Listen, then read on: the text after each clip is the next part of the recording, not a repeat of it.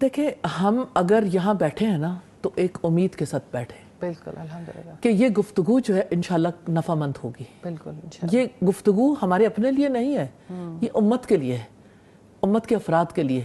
ہم نہیں جانتے اللہ سبحانہ تعالیٰ اسے کہاں تک پہنچائیں گے, لیکن ایک امید لے کے بیٹھتے ہیں. آپ جب صبح اٹھتے ہیں ایک امید لے کے اٹھتے ہیں, الحمدللہ الذی احیانا بعد ما اماتنا والیہ النشور.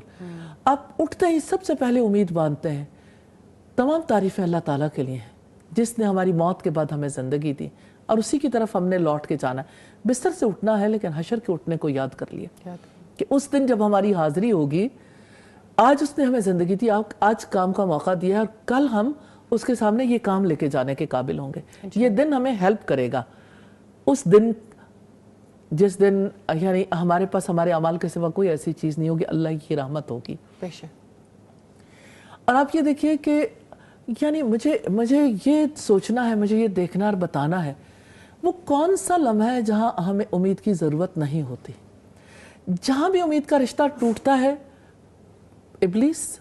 مجھے ایک بچے کی بات یاد آتی ہے, اس نے سائیکالوجی میں ریسرچ کی تو ریسرچ اس کی جو ہے وہ اسی موضوع پر تھی, اور وہ خاص طور پر جو ہے نا ڈپریشن کے حوالے سے جو ریسرچز ہوتی ہیں اس میں آگے تک جا کے اس کی کازز, اس کی باقی چیزیں سامنے آتی ہیں.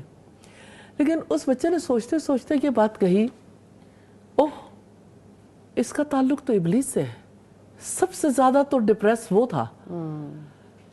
اوہو, سائیکالوجی ساری ڈپریشن پہ بات کرتی ہے اور ڈپریشن کی کازز پہ, تو اگر ابلیس کے ماڈل کو دیکھ لیں تو پھر سمجھ آ جائے گی کہ ڈپریشن ہوتا کہاں سے.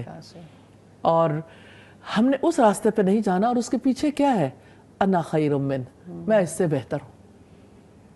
کہ جب انسان کے اندر یہ بڑائی کا احساس آتا ہے نا, اس کی وجہ سے انسان پھر ڈپریشن کی طرف جاتا ہے. یہ بہت بڑی ریزن ہے ڈپریشن کی, یعنی تکبر آتا ہے, ایگوسٹک ہوتا ہے انسان, اور ایگوسٹک ہونے کی وجہ سے پھر اس کے اندر اینگر بھی زیادہ ہوتا ہے. اور پھر یہ ہے کہ جب وہ اپنی مقاصد حاصل نہیں کر سکتا تو اس کو غم بھی زیادہ ہوتا ہے.